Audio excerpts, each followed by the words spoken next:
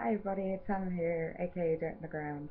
Excuse my all wrapped up appearance because it's very cold this morning. It's like nearly 9 o'clock. It's so cold. Um, this video, it's not a tutorial or anything like that. It's just another kind of health and safety video. And the glasses are slipping down off my face. What I want to talk about is practicing makeup on other people in the real world who are not your friends or anything like that. They're not your best buds or anything like that. As in complete strangers, people you've never met before. Money is exchanging hands, or maybe it's not. Maybe you're just doing it for freelance work, and you're not a trained makeup artist, or you do not have makeup artist insurance. There is such a thing as makeup artist insurance. Um, it's very dangerous to go out into the real world um, as with not being a trained makeup artist. If you're training as a makeup artist, it's okay. If you have the insurance, I do have insurance as a makeup artist, um, and I'm fully qualified as to use Dermalogica as well. Um, so I do regularly do freelance work and work on complete strangers, um, especially with all the assignments that I have as well. So the last four people's makeup that I've done over the past 3 days, I'm absolutely flat out. I'm so tired after doing it. Have been complete strangers to me, and they've been absolute joys to work on.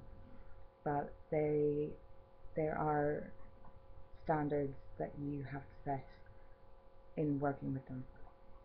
And one of the most important things that I always get them to fill out before I start working with them is a Dermalogica consultation card. And this is just the standard stuff. It's just their basic information, like their name, their age, their address and stuff like that, and then their signature saying that they have filled this out. And then there's a bunch of questions on the back about their skin and everything, and that gives me more information about their skin, especially their skin type. Especially when question 19, do you ever experience these conditions on your skin? Flakiness, tightness, obvious dryness. Now, a lot of people, when they come into me, they have got their skin all wrong.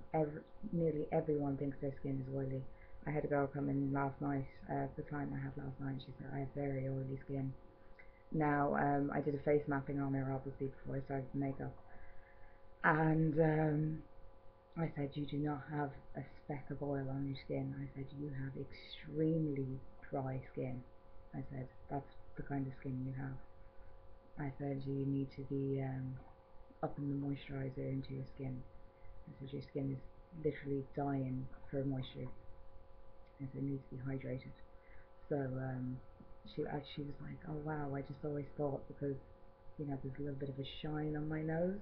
I said, that's a common misconception. I said, the best thing to do is run your finger down your nose. I said, if your finger just slides off like that, then yeah, that's oil. But if your finger kind of goes like that, and it's hard to move down your face, it kind of sticks. I said, that's dry skin. And I said, you've got it all over your face. I said, you've got completely dry skin all over your face. And yeah, anyway, it's very dangerous to go out into the real world, even doing freelance work, and saying, yeah, I'm a makeup artist, and you have no insurance, no qualification. And I am currently studying for my qualification, but because I have insurance, it's okay for me to go out into the real world and work. Um, I shadow people, and I also do freelance work. I've worked in loads of different areas. But say you worked on a client, and this this form here protects me because it's client confidentiality. This is why I use a blank form to show you. It's not filled in or anything because they sign it and date it, so it's proved that they have gone through this consultation with me, and this is put into their client card, their client file, and I file it away. Um, so that if they come back to me, I don't need to fill out another one of these with them. I can just pull it out and I can just go through the questions very quickly with them and just pick out a few questions and just say, so are you still feeling these things with your skin? Have you started using SPF? Blah blah blah, certain things like that. But like, if I didn't have makeup insurance and I was going out doing freelance work, or even doing work where money was exchanging hands, or asking models to come into me for a photo shoot and stuff like that, and I said, are you allergic to anything at all? Are there any products you're allergic to? And they said, oh, no, no, no, I've used Urban Decay, I've used MAC, I've used Smashbox, I've used Gosh, I've used this, and I've never had a reaction to anything before. It's all, it's got no sensitive skin whatsoever.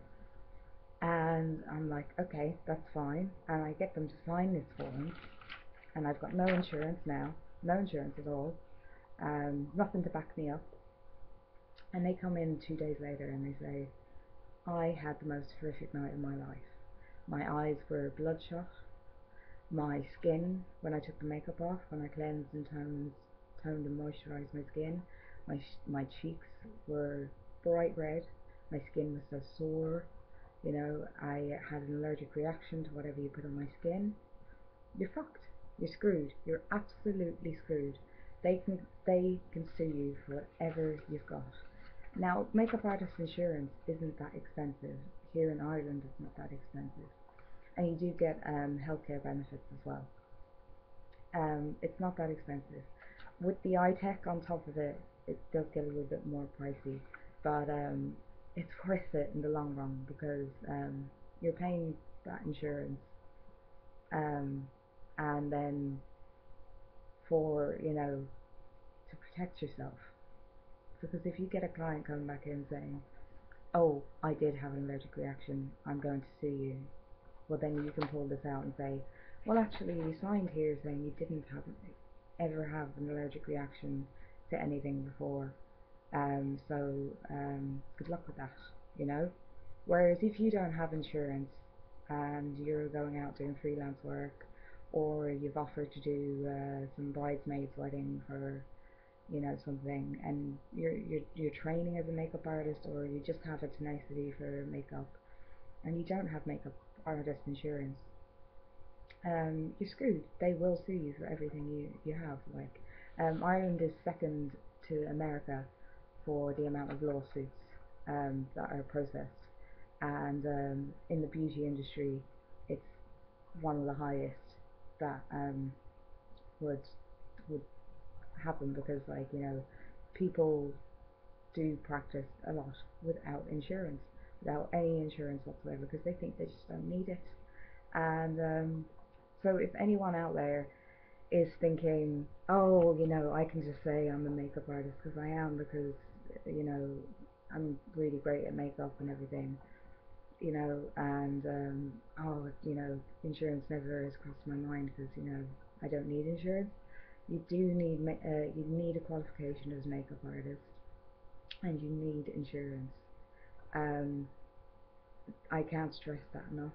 It's very, very dangerous because if you do someone's makeup and they sign saying, oh, I'm allergy free, I've never had an allergic reaction to anything, I have no known allergies, blah blah blah, and then they come back to you in a few days and they're like, oh my god, my face was like on fire. I'm going to, I'm taking this to the court, like, because you fucked up my face. My skin is like taking ages to calm down, blah blah blah blah blah. You have that backup, you know. You have that there.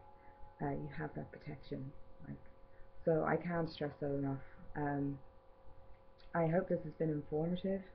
I hope it's opened your eyes a little bit to the industry, because it's not all just like, woo, get a qualification, go out there. There's a lot more to it. You have to work your butt off to get your qualification. Then you have to start paying all kinds of insurance, because you can't even just start producing business cards and handing them out to people. Because here in Ireland, what they do a lot, people start producing business cards after they've got their qualification and don't get insurance. They'll somebody from the cosmetic or beauty industry will, ring you and make an appointment. You turn up and they'll be like, "Can I see a copy of your insurance, please?" And if you say, "Oh, I don't have insurance," or "I don't have a copy of my insurance," they can fine you right there on the spot for around about 5 grand. And like the cheapest insurance you can get is around about under €100. So that's how much of a difference it makes. So I hope it opens your eyes a little bit that there is actually, if you're thinking of going down this road, like down this career path, there's a lot to consider. So do your research and make sure, if you do know anyone who's doing this, give them a bit of fair warning. Even show them this video. I know it's boring. It's a boring video because it's about health and safety and everything, but it's important to know. Um, anyway, I hope all of you are enjoying your Monday, because I have a Monday off. Sorry to rub that in. Okay, love you. Bye.